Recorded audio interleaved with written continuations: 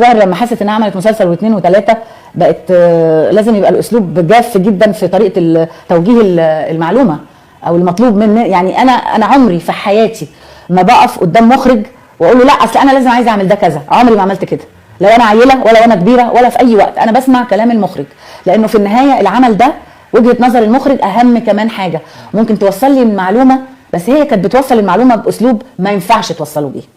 لا انا عيله صغيره ولا انا لسه اول مره امثل ولا انا بقالي سنين عمر بمثل، ومش جايه هي بعد الوقت ده في السن ده ان هي، وبعدين هي بالنسبه لي دي زي بنتي.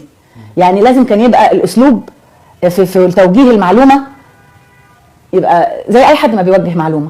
فانا حسيت انه خارج عن حدود اللي المفروض تكون فيها.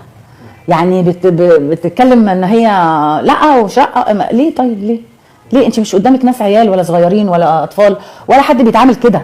ما فيش حد بيعمل كده ولا بيتعامل بالاسلوب ده. فطبعا انا بس ما املكش ان انا اسيب المسلسل، لا املك لاني ماضيه واشتغلت. كنت عايز اسالك عن الموضوع لان انت كمان مش بس ما سبتيش المسلسل، انت التزمتي بالتصوير، التزمتي بمواعيد التصوير كل حاجه. طبعا. فده عايز اعرف، في يمكن ممثلين يعملوا مشكله ويقعدوا يومين في البيت طبعا ما يحلوا المشكله، انت ما عملتيش كده. اصل انا هعمل ده في مين؟ ما هو انا برضو لما حتى جيت اتكلم ولما قعدت بقى يعني عارف فاض بيا قلت لهم يا جماعه انا بكمل المسلسل ده لانه الطريقه بتاعتها قدام الناس كلها.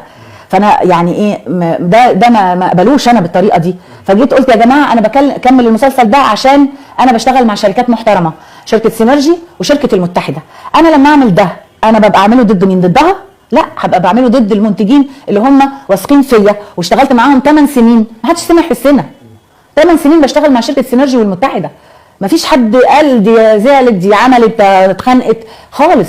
بس انا كمان يعني انا ما استحملتش الطريقه اللي بتوجه بيها الملحوظه بتاعتها. هي ما كانتش مره او اتنين. لا هي كانت. وبعدين ما اعرفش فجاه بقت عامله كده، مين اللي بقى قال لها حاجه ما عملت؟ ما اعرفش بصراحه. وبعدين حتى لو حد قال لها حاجه يا سيدي نفترض، تعالي عبيني.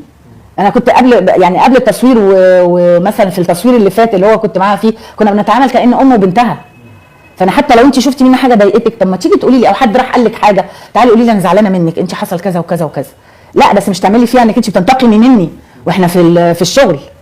لا مش هقبل ده. ليه؟ مش عاجبك خلاص انا ممكن، بس انا ما اقدرش امشي واسيب الناس اللي بقول لك ان انا متعاقده معاهم مش متعاقده معاها.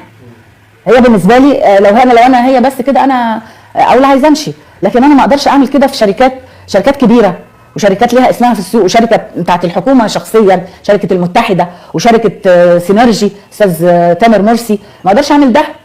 يعني ما ينفعش ولا انزل واقعد في البيت يومين ويتحايلوا عليا مش ما اعرفش اعمل كده. انا ما اعرفش اعمل كده، ولكن انا طلعت اللي جوايا وبشكل في منتهى الذوق والادب وقلت انا يا جماعه بكمل علشان خاطر انا بشتغل مع شركات محترمه، شركه سينرجي وشركه المتحده.